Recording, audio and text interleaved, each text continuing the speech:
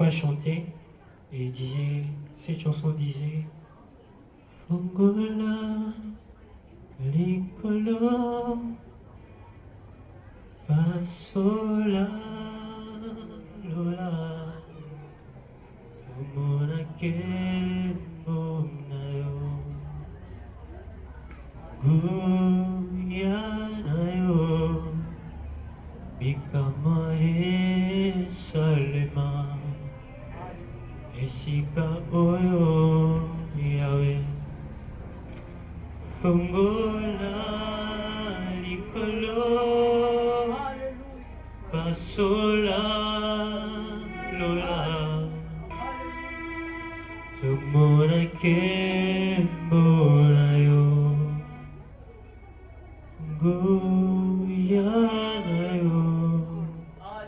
Bikamae Salema, Esika Oyo Yahweh, Fongola, Fongola, Licolo, Yahweh, Fongola, Lilola, Tumona Kembonayo,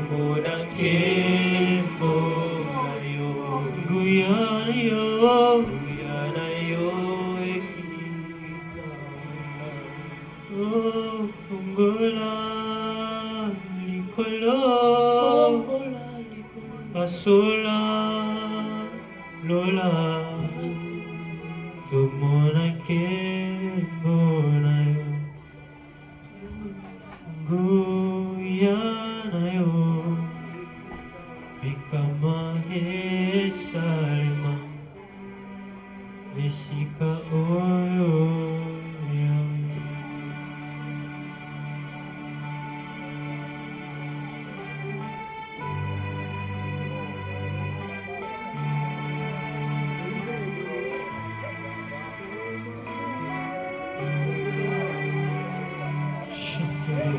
City.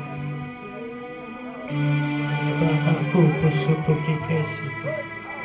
Lashite lepegesito.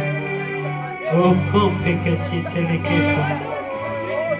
Yandi lepegesita likeshata. Akalika le bloshotolosite. Le tete peke santoloko. Ipaka site leke. Yanti la te plokoshete.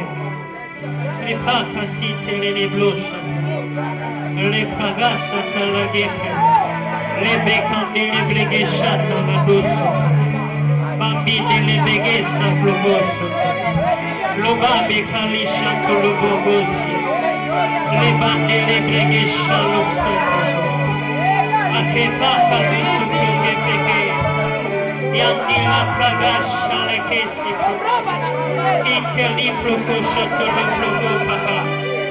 Apasi propoko soto lo shite.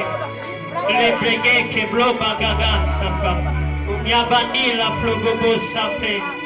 Ye pante le bekalu suprosha. Lati sate le brege poshoto. Lupoko sipa. Ekali prokobo shalagasipa. Yandila prokosoto. Le brege sate le blosha.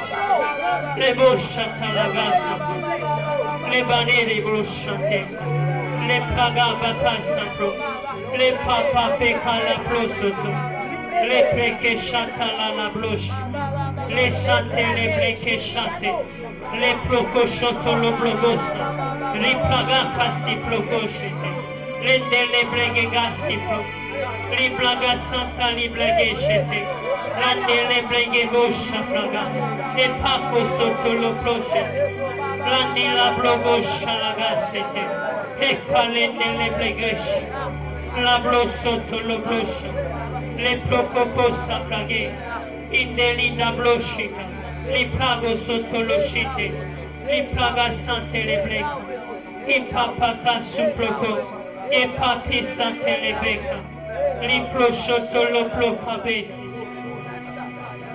Siti li prokovaka, ya li ploshite le blosha, li prokoshante le ploshite, le bébé les bloshan bégé sans paix, il parle les blochante les préca. Est-ce que quelqu'un peut continuer à prier? les bagages s'empilent les il valide les blessures, les capes soutien. Notre Père est ton Seigneur. Notre Père est ton Seigneur. La libégue shalaga baba. Et la libégue shalaga baba chete. Oh bachite les baba. Et papa mi baba sate. Oh shikeli debe. Oh shabala baba sate. Oh shandila debege sate. Ibabaga santolo shipe. Agashababa sipro. Papananga. Shere sapromo. Emon. Shiprogo sateleplo. Elemo shalabana sabe. Imani selo sebe. Ego shalaba. Yamana sebe.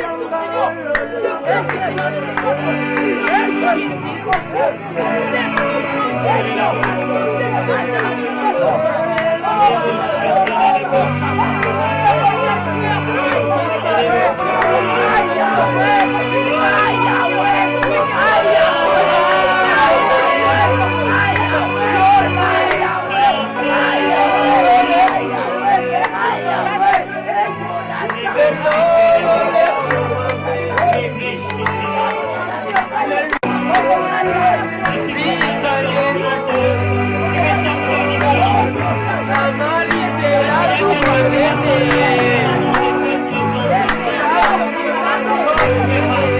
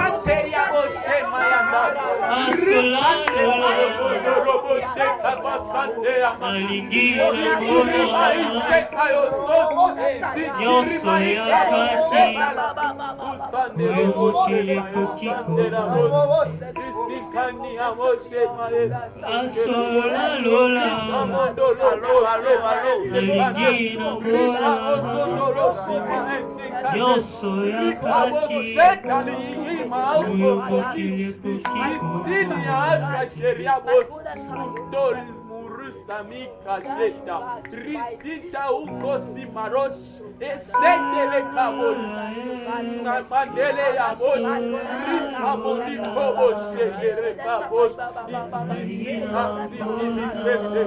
Rimandi Santa Rabos Shekarabos, Rundorama Isinti, Kinila Ipata Ramosaka, Banturi Shikarabos, Betali Ima Ishara, Sitalobo Rika Musita. Sinti Shereko Sikariabamus, Sitaparius Kereshekaesa, Sitaparius Sekareke Sandera, Sitaparius Sekareke Sandera, Sitaparius Sekareke Sandera,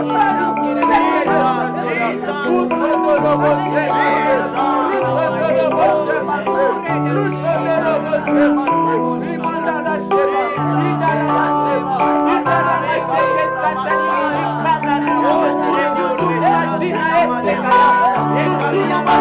Dieu veut descendre dans la vie.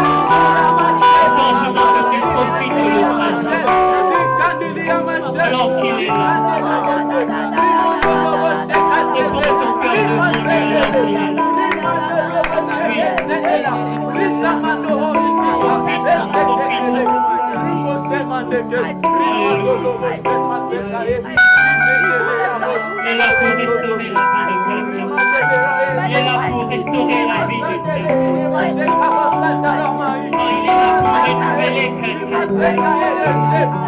est là pour renouveler quelqu'un. Il est là pour renouveler quelqu'un. Il est là pour renouveler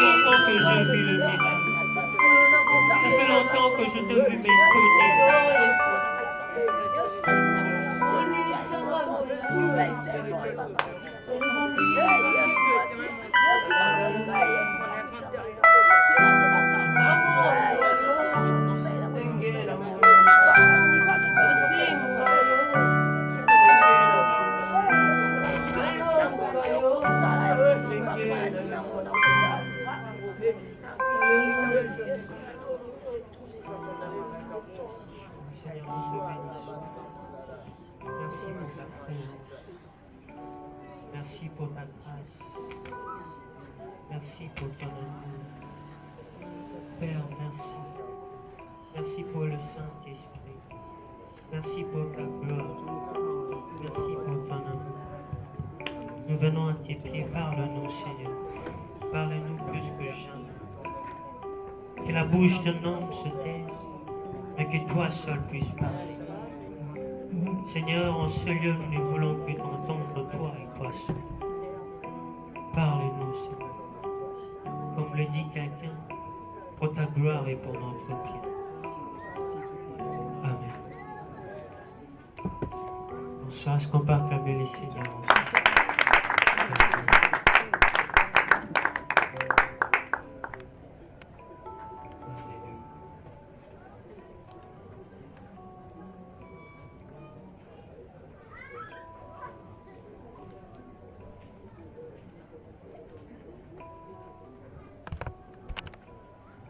Je vais essayer de nous partager la parole de Dieu durant ces quelques minutes, après quand nous allons nous séparer. Amen. Est-ce que nous sommes dans la joie? Moi là, je suis dans la joie. J'ai plus que la voiture. Yes. Je me souviens un jour, dans la Bible, Jean-Pierre était en train de marcher. Ils étaient en train de marcher. Et ils sont partis au temple. Ils ont rencontré un homme là qui était paralytique. L'homme leur a demandé l'aumône. Mais ils ont dit, nous n'avons ni argent ni or. Mais ce que nous avons, nous te les donne. Ce qui veut dire qu'il existe quelque chose qui est plus que l'or. Il existe quelque chose qui est plus que l'argent. Et nous en avons. Et nous en avons. Si les hommes cherchent l'or qui est éphémère, nous avons ce qui est éternel en nous. Nous connaissons notre terme de ce soir. Il faut que je m'occupe des affaires de mon Père. Il faut que je m'occupe des affaires de mon Père. Il faut que je m'occupe des affaires de mon Père. Luc 2, j'ai voulu que nous puissions lire à partir du verset 41. Luc 2, 41 à 49. Je lis. Le parent de Jésus allait chaque année à Jérusalem à la fête de Pâques. Lorsqu'il fut âgé de 12 ans, ils y montèrent, selon la coutume de la fête. Puis, quand les jours furent écoulés et qu'ils s'en retournèrent, l'enfant Jésus resta à Jérusalem. Son père et sa mère ne s'en aperçurent pas. Croyant qu'il était avec leurs compagnons de voyage, ils firent une journée de chemin. Ils le cherchèrent parmi leurs parents et leurs connaissances. Mais, ne l'ayant pas trouvé, ils retournèrent à Jérusalem pour le chercher. Au bout de 3 jours, ils le retrouvèrent dans le temple, assis au milieu des docteurs, les écoutant et les interrogeant. Tous ceux qui l'entendaient étaient frappés de son intelligence et de ses réponses. Quand ses parents les virent, ils furent saisis d'étonnement. Et sa mère lui dit, « Mon enfant, pourquoi tu agis de la sorte avec nous? Voici ton père et moi, nous te cherchons avec angoisse. » Il leur dit, « Pourquoi me cherchez-vous? Ne saviez-vous pas qu'il faut que je m'occupe des affaires de mon père? Il faut que je m'occupe des affaires de mon père. » C'est le notre terme tiré de l'évangile de Luc. Il faut que je m'occupe des affaires de mon père. Il faut que je m'occupe des affaires de mon père. J'aime ce que Jésus dit. Il dit, ne saviez-vous pas qu'il faut que je m'occupe des affaires de mon père? Je fais une prière que Dieu nous donne des parents qui savent ce à quoi nous sommes appelés. Jésus le met en question. Il dit, ne saviez-vous pas? C'est comme s'il était étonné. Ne saviez-vous pas? Ce qui veut dire, vous devez normalement savoir que je dois m'occuper des affaires de mon Père. Ce message a pour objectif réveiller quelqu'un. Ce message a comme objectif ranimer quelqu'un, le révolter. Ce message vient pour, par-dessus tout, édifier une personne. Amen. Il faut que je m'occupe des affaires de mon Père. Je viens ce soir pour nous réveiller. Je viens ce soir comme un coq chante. À 5 heures, je ne sais pas. On m'a dit que ces derniers temps, les coqs chantent même à 12 heures. Donc je ne sais pas comment. Mais ce qui est sûr est que le coq interpelle toujours. Et ce soir, je suis venu pour interpeller quelqu'un. Il faut que nous nous occupions des affaires de notre Père. Il faut que nous nous occupions des affaires de notre Père, comme le Seigneur Jésus en avait conscience. Il faut que je m'occupe des affaires de mon Père. J'ai remarqué que ce thème a 3 concepts qui sont clés. Premièrement, s'occuper d'eux. Deuxièmement, affaires. Troisièmement, Père. C'est quoi s'occuper d'eux? J'ai essayé de le lire dans le petit Robert. On me dit que s'occuper de signifie, en fait, c'est un verbe pronominal. Ça signifie employer son temps, employer ses soins pour quelque chose. Employer son temps pour donner de son temps, fournir de son temps. Et à faire, selon toujours Robert, signifie c'est que quelqu'un a à faire, ce qui lui occupe et les concerne. Et Père, c'est celui qui a engendré des enfants. Un père, c'est celui qui a des enfants. C'est celui qui a engendré, qui a procréé. Amen. C'est là un père.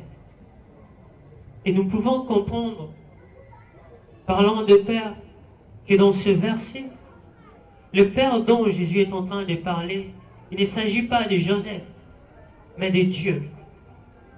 Pourquoi? Parce que lorsque Jésus est en train de parler, il est en train de parler à Joseph et à Marie. Il disait à Joseph et à Marie, il faut que je m'occupe des affaires de mon Père. Ne saviez-vous pas? Il faut que je m'occupe des affaires de mon Père. Ainsi Jésus parlait de Dieu. Et quand il disait cela, retenons-le que Jésus n'était pas dans les travaux des charpentes. Il n'était pas dans les travaux de Joseph, parce que Joseph était charpentier. Il s'occupait de bois et autre chose du genre. Il dit, il faut que je m'occupe des affaires de mon Père. Là, il est dit à Joseph. Quand il est en train de dire cela, il était dans le temple, mais pas dans les travaux des charpentes. Il n'était pas dans le métier de charpentier. Il était dans le temple. Et les temples, nous savons, c'est le lieu où on adore Dieu. Les temples, nous savons que c'est le lieu où on sert Dieu. Dans le temple, tout ce qu'il y a concerne que Dieu. Dans le temple, tout a comme focus Dieu. Dans le temple, rien n'est fait en dehors de Dieu. Dans le temple, tout est fait pour Dieu. Dans le temple, on enseignait. Dans le temple, il y avait des enseignants. Dans le temple, il y avait des docteurs, dans d'autres termes. Et dans le temple, il y avait des sacrificateurs. Je crois aussi dans le temple, il y avait des gens qui essuyaient l'autel. Il y avait des gens qui aidaient les sacrificateurs et les docteurs. Je crois qu'il y avait des gens qui étaient en train d'essuyer la chair. Je crois aussi qu'il y avait des gens qui faisaient la mise en place dans le temple. Dans le temple. Ainsi, si affaire signifie tout ce qui concerne quelqu'un, si affaire signifie tout ce qui occupe quelqu'un, ainsi, ici nous allons parler des choses qui concernent Dieu. Et quand Jésus disait, il faut que je m'occupe des affaires de mon Père, il est en train de dire, il faut que je m'occupe de ce qui concerne Dieu. Il faut que je m'occupe de ce qui préoccupe Dieu. Il faut que je m'occupe de ce que Dieu a à cœur de faire. Il faut que je m'en préoccupe. En disant cela, Jésus est en train de dire que je suis fils de Dieu. Puisqu'il dit, je dois m'occuper des affaires de mon Père. Et il était dans les temples. Les temples parlent de Dieu. Les temples enseignent Dieu. Les temples servent Dieu. Ainsi, Jésus parle de Dieu. Il dit, je suis fils de celui pour qui vous avez bâti ces temples. Et dans le verset qui suit, la Bible dit que le parent de Jésus ne comprit pas ce qu'il disait. Il ne comprit pas. Qu'est-ce qu'il ne comprit pas? Il ne comprit pas ce que moi j'ai compris. J'ai compris que Jésus était en train de leur révéler qu'il était fils de Dieu. Aux yeux de tout le monde, Jésus est en train de dire, je suis fils de Dieu. Est-ce que quelqu'un me comprend? Il est en train de leur révéler, je suis fils de Dieu. Et la Bible dit, ses parents ne les comprirent pas. Ils ne les comprirent pas. Ils ne les comprirent pas. Jésus, fils de Dieu. C'est-à-dire qu'il venait de Dieu.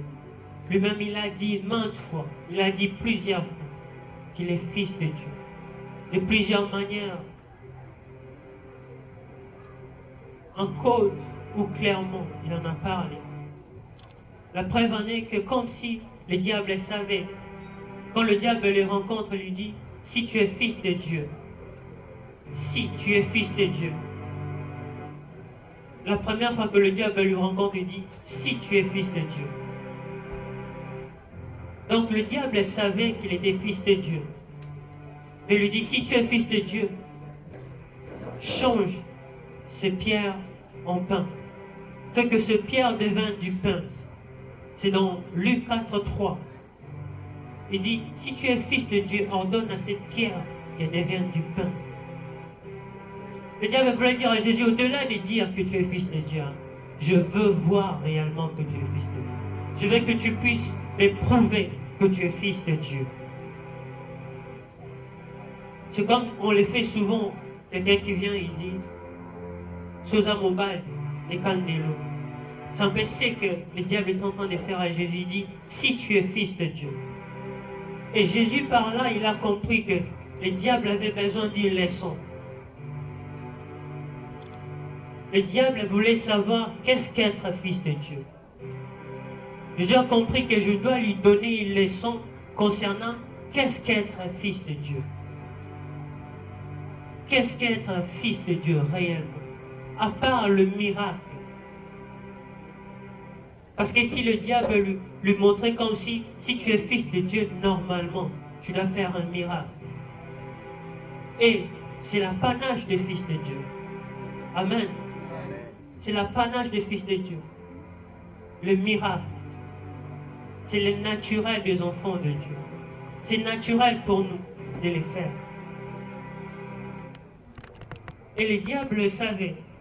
Mais Jésus lui dit, c'est au-delà de cela. Être fils de Dieu va au-delà de miracles. Être fils de Dieu va au-delà de faire des prodiges. Être fils de Dieu va au-delà de ce que toi tu penses. Au-delà de ce que toi tu penses. Au-delà. Alors qu'est-ce qu'être fils de Dieu? C'est ça la question. Si ce n'est pas le miracle, si ce n'est pas que le miracle, c'est quoi être fils de Dieu? Jésus nous l'a montré. Il nous l'a montré qu'être fils de Dieu, c'est obéir au Père. Être fils de Dieu, c'est savoir obéir au Père. Être fils de Dieu, c'est savoir se soumettre au Père.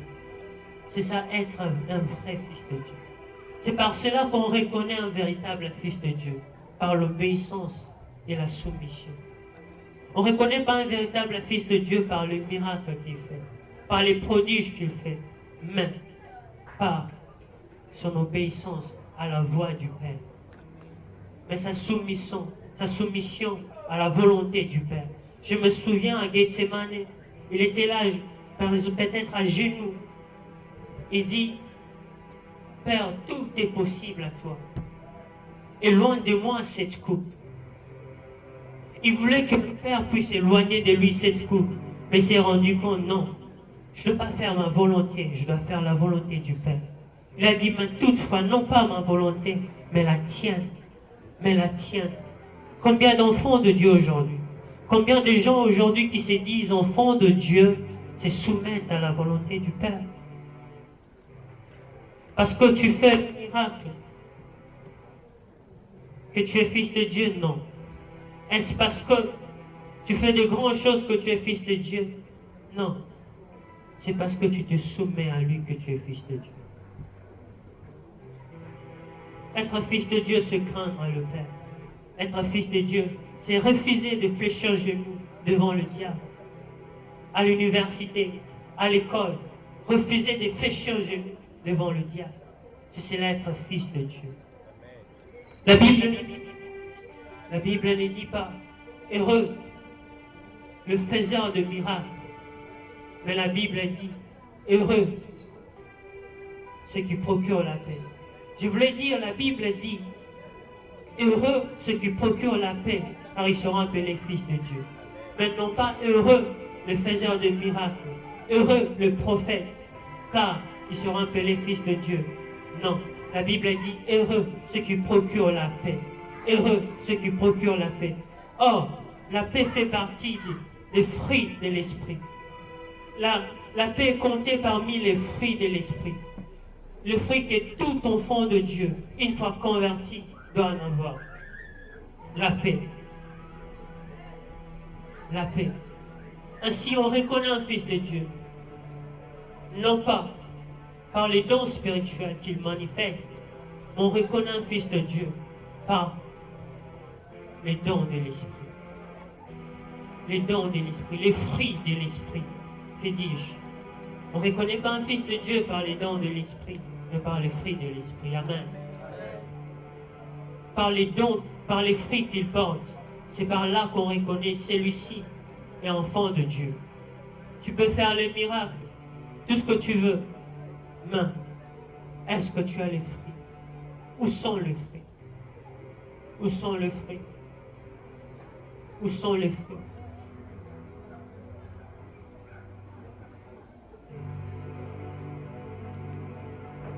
Le Seigneur Jésus nous enseigne que si nous voulons reconnaître les faux prophètes, c'est par leurs fruits, n'est-ce pas?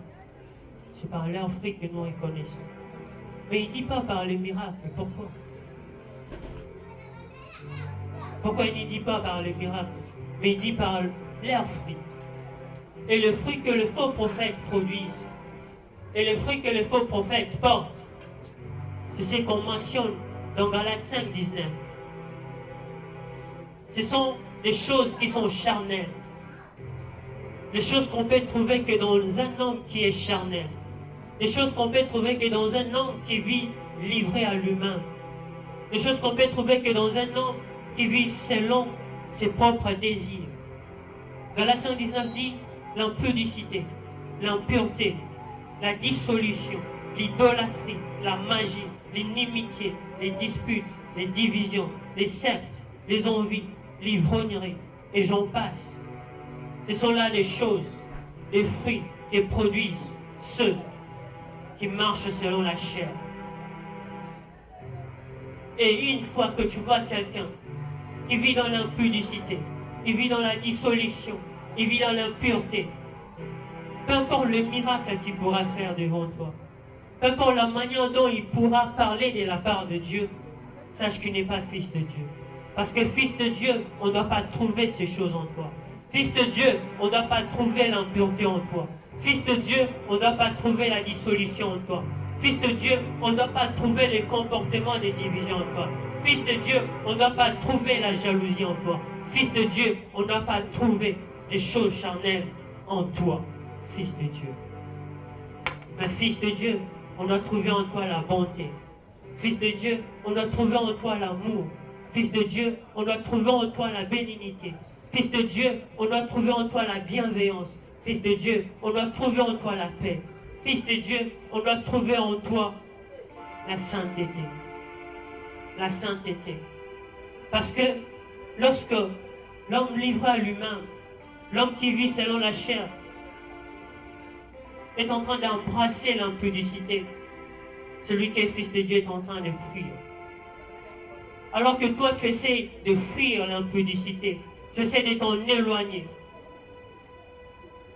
Mais celui qui ne l'est pas réellement, il cherche à l'embrasser. Il cherche par tous les moyens d'embrasser l'impudicité. Un fils de Dieu, c'est celui qui fuit l'impudicité. Un fils de Dieu, c'est celui qui sait qu'il doit fuir l'impudicité. Pourquoi? Pour obéir au Père. Et non pas celui qui cherche le moyen d'embrasser l'impudicité. Amen. Est-ce que je parle à quelqu'un ce soir? La sainteté est un fruit porté par ceux qui se sont authentiquement convertis. Comme c'est écrit dans Romains 6, 22, mais maintenant, étant affranchis du péché et devenus esclaves de Dieu, vous avez pour fruit la sainteté et pour fin la vie éternelle. La sainteté devait être ajoutée à la liste des Galates 5, 22. Devait être ajoutée. Parce que Romains 6, 22 le dit, la sainteté est un fruit porté par ceux qui se sont authentiquement convertis.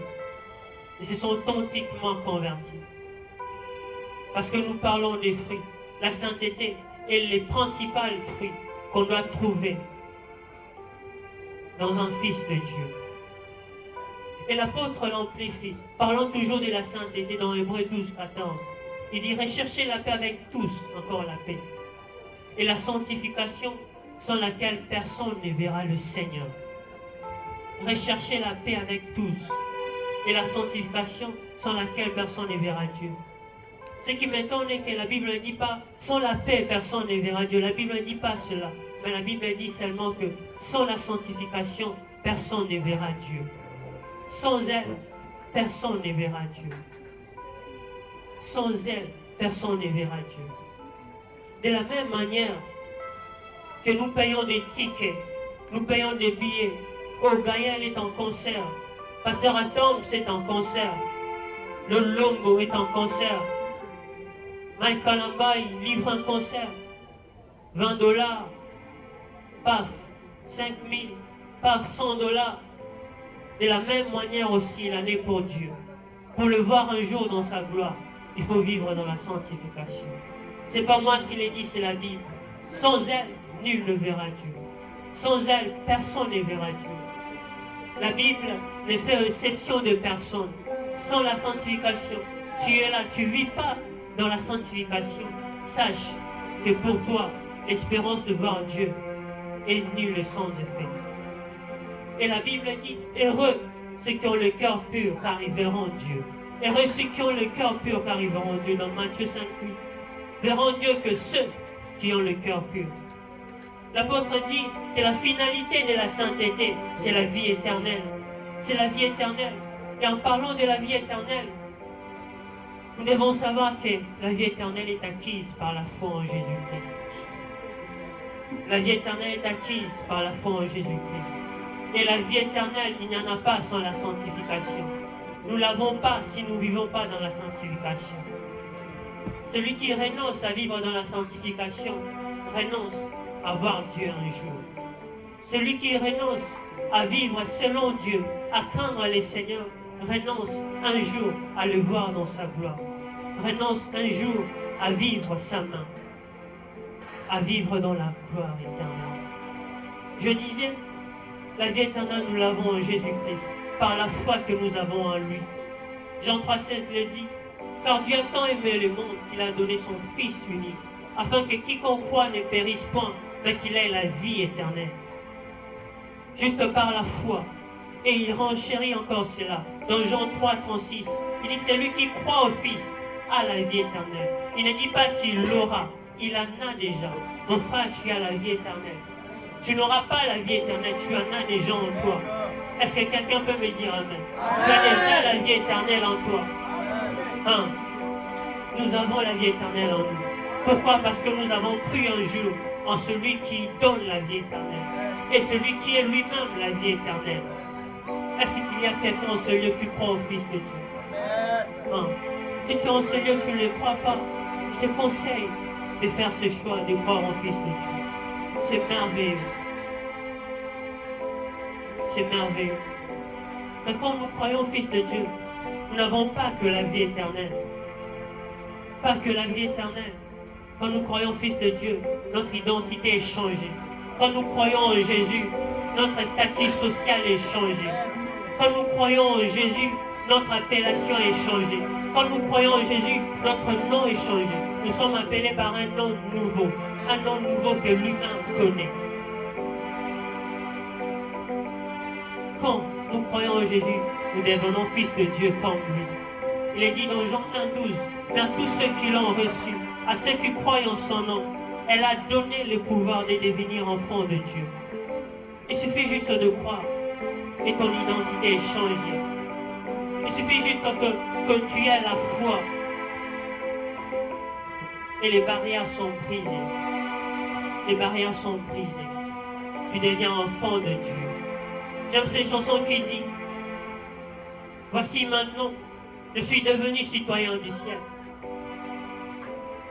Je suis devenu citoyen du ciel.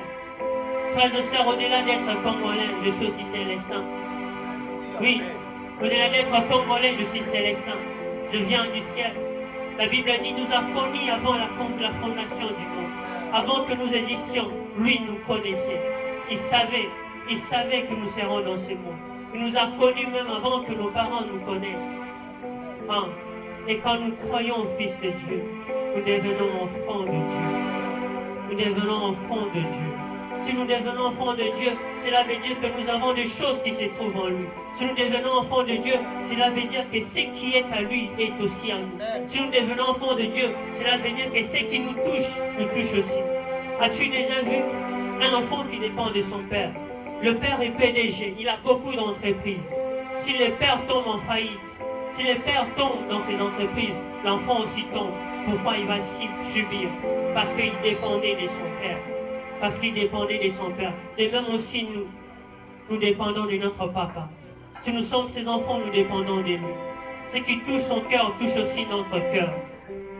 Mais une bonne nouvelle est que notre père, lui, ne tombe pas en faillite. Dieu, lui, ne tombe pas en faillite. Il est là, il vit pour éternité. Ah, il vit pour l'éternité. J'aime ce que David dit. Il dit, l'Éternel est mon berger. Il ne dit pas que mon père est mon berger. Il ne dit pas que ma mère est mon berger. Parce qu'il sait une chose, mon père mourra, ma mère mourra. Mais l'Éternel, lui, il est éternel. Il vit pour l'éternité. C'est pourquoi je ne manquerai de rien. Qu'importe ce qui peut arriver, le vent, la pluie, les tempêtes, je n'aurai peur de rien. Je ne manquerai de rien. Pourquoi? L'Éternel est mon berger. L'Éternel. L'Éternel. L'Éternel. Nous avons cru en Jésus et nous sommes devenus héritiers de Dieu. Nous hériterons de la terre, mes frères. Nous hériterons de tout ce qui est en ce lieu. Nous serons de rois, nous régnerons avec Christ. Parce que la Bible dit, nous sommes avec lui co-héritiers. Co-héritiers. Et Jésus, bientôt là, il va revenir dans sa gloire. Il ne va pas revenir comme un agneau pour être immolé, mais il va venir comme un roi dans toute sa majesté. Simplement pour pas vous régner. Il ne va pas régner seul, mais avec ceux qui ont cru en lui. Ceux qui ont cru en lui sont pourtant le voir. Et nous sommes là, frères et sœurs. Ah, frères et sœurs, acceptons de rater le visa pour l'Europe. Acceptons de rater le visa pour l'Amérique. Mais n'acceptons pas de rater les visas pour le ciel. N'acceptons pas de rater les visas pour régner un jour en ce lieu, sur cette terre même, avec le Christ. Avec le Christ. J'aime ce que l'Ifoko dit. Il dit, le jour-là, je verrai celui que mon cœur a tant aimé. Je verrai celui que j'ai tant chanté. Je l'ai tellement chanté sans le voir, mais le jour-là, je le verrai. Le jour-là, je le verrai. Frères et sœurs, pas simplement pourquoi? Parce que nous avons cru. Parce que nous avons cru. Nous avons cru en celui qui a dit, il faut que je m'occupe des affaires de mon Père. Il faut que je m'occupe des affaires de mon Père. Et puisque par lui nous sommes devenus fils de Dieu. Et s'il dit que son Père c'est Dieu, c'est que Dieu aussi est notre Père. Et le fait que Dieu soit notre Père signifie que Dieu est notre source. Tout ce que nous avons vient de lui. Au-delà du souffle, beaucoup de choses que nous avons. La beauté, je vois des beaux gars, des belles filles ici. Cela nous vient de notre Père. Je vois des hommes pleins d'onction. Yoshua, Joseph, Yakal, des hommes pleins d'onction. Rufus, Enoch. Et c'est là, sachant que ça nous vient de Dieu. Ça nous vient de Dieu. La force que nous avons de nous agenouiller n'est pas donnée à tout le monde. De nous agenouiller devant Dieu et prier pendant 5 heures du temps, pendant 2 heures du temps, n'est pas donné à tout le monde. Cela nous vient de Dieu. Du reste, c'est le Saint-Esprit qui nous aide à prier. Je disais, du fait que nous soyons ses fils, cela veut dire que il est notre source. Il est notre source. Il est notre source. Et Jésus savait que si nous croyons en lui, nous deviendrons fils aussi comme lui. C'est pourquoi il nous apprend quand nous prions, que nous parlons à Dieu comme étant notre Père. Il savait que quand nous croyons en lui, nous devenons aussi fils de Dieu. C'est pourquoi il nous apprend, il nous dit, quand vous priez, dites, notre Père qui est dans les cieux. Notre Père qui est dans les cieux. Notre Père qui est dans les cieux. Notre Père qui est dans les cieux. Être un fils de Dieu, c'est plus qu'être un prophète. Oui. Comme nous l'avons dit précédemment, s'il est notre Père, c'est qu'il est conscient de nous concerne. Les affaires de notre Père, c'est tout ce qui lui concerne. Tout ce qui est en relation avec lui. Tout ce qui lui préoccupe. Et Jésus savait où trouver les affaires qui préoccupent le Père. Les choses qui concernent le Père. C'est pourquoi il était dans les temples. Les docteurs dans les temples s'occupaient de l'enseignement, les sacrificateurs de l'adoration, en brûlant les sacrifices en l'honneur du Père. Aujourd'hui, nous ne parlons pas du temple. Aujourd'hui, nous parlons de l'Église. Aujourd'hui, nous parlons de l'Église. À l'Église, il y a des choses qui concernent Dieu. Il y a des choses qui concernent Dieu. Dans l'Église, corps du Christ. Dans l'Église, corps du Christ. Et nous sommes tenus.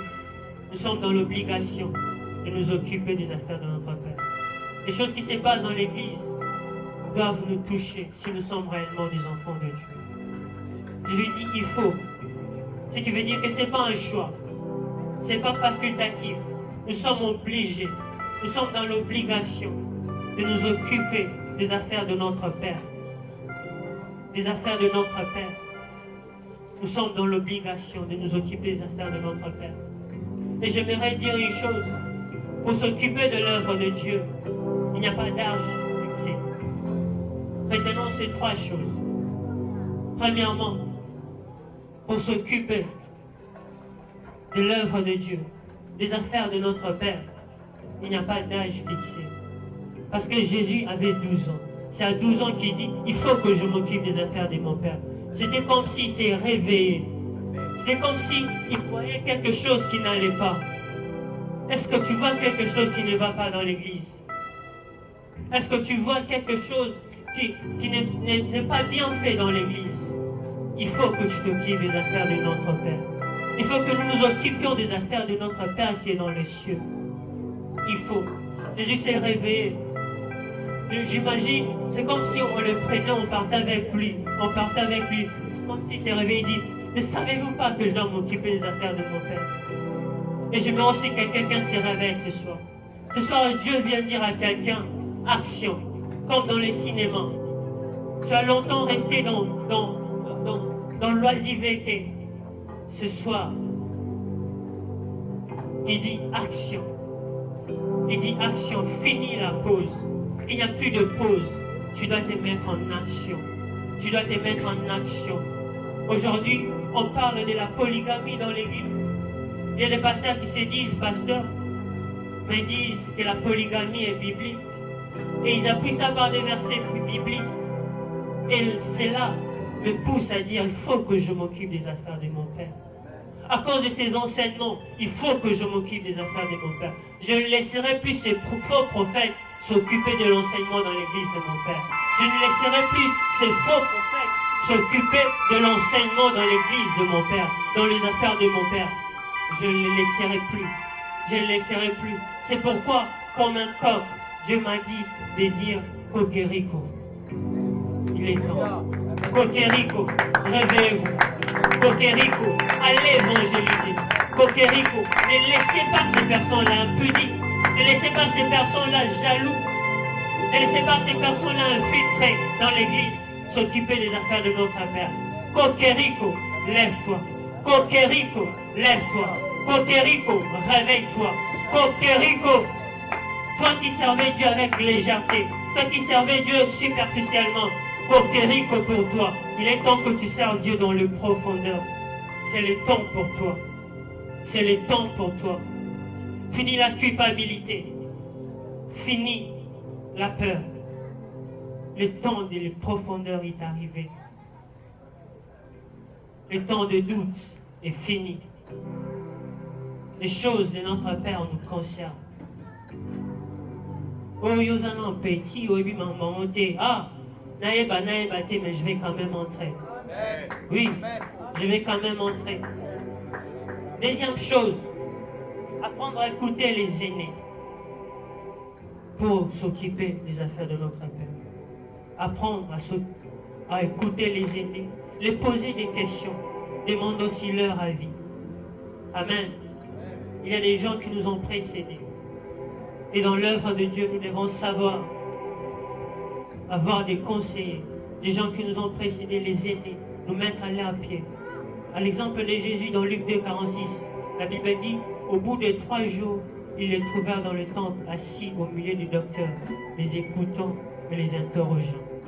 C'est simplement par après qu'il dit à ses parents, il faut que je m'occupe des œuvres de mon Père. C'est pourquoi vous m'avez vu assis au pied des docteurs, assis au pied des docteurs, les écoutant et les posant des questions. Pourquoi? Parce que je dois m'occuper des affaires de mon Père. Jésus, pourquoi tu es avec les docteurs? Parce que je dois m'occuper des affaires de mon Père. Jésus, pourquoi tu es assis en train d'écouter, de poser les questions au docteur? Je dois m'occuper des affaires de mon Père. Et je dois être préparé à cela. Je dois être préparé à cela. Troisième chose, être en communion avec le Saint-Esprit. Et c'est la dernière chose, être en communion avec le Saint-Esprit. Pour s'occuper des affaires de notre Père, nous avons besoin du Saint-Esprit. Dans 1 Corinthiens 2, 11 à 12, la Bible dit, celui qui connaît les profondeurs de Dieu, celui qui connaît les choses de Dieu. Tu sais, ton esprit là, l'esprit que tu as, connaît tout ce que toi tu as en toi, connaît les pensées, tes propres pensées, il connaît. Et même aussi l'esprit de Dieu connaît les pensées qui sont en Dieu. C'est pourquoi quand nous servons Dieu selon Dieu. Ne servons pas Dieu selon nous. Ne servons pas Dieu selon les hommes. Servons Dieu selon Dieu. C'est pourquoi on doit être en communion avec le Saint-Esprit. On doit être en communion avec le Saint-Esprit. Est-ce que quelqu'un peut dire avec moi, je t'aime Saint-Esprit? Parce que le Saint-Esprit est une personne. Il n'est pas une puissance, il n'est pas une force. Le Saint-Esprit est une personne. Et nous devons être en relation avec lui. Bien sûr, tu dois t'occuper des affaires de ton Père, de notre Père qui est dans le ciel, mais sois en relation avec le Saint-Esprit. Chaque jour, demande la plénitude du Saint-Esprit. Chaque jour, écoute le Saint-Esprit. Sois en communion avec lui. Il va te communiquer des choses auxquelles tu t'es jamais attendu. Et car des choses dont je vous parle aujourd'hui, ça ne vient pas de moi, mais du Saint-Esprit. Celui qui nous enseigne toutes choses et nous rappelle des choses. C'est pourquoi Jésus l'a laissé. C'est pourquoi Jésus l'a laissé. Le Saint-Esprit. La Bible l'appelle le Paraclet. Celui qui nous aide et nous fortifie. Il nous aide dans notre faiblesse. Le Saint-Esprit de Dieu. Est-ce qu'il y a quelqu'un qui aime le Saint-Esprit ensemble? C'est pourquoi je vais chanter avec eux pour le Saint-Esprit. Est-ce qu'on peut s'élever pour chanter pour le Saint-Esprit? Oh, alléluia, alléluia, alléluia, alléluia. C'est une chanson que nous aimons beaucoup dans le groupe. Ça commence avec Isangaïzela. Oye bongi ngai nalanda yo kino suka e la kisanga inze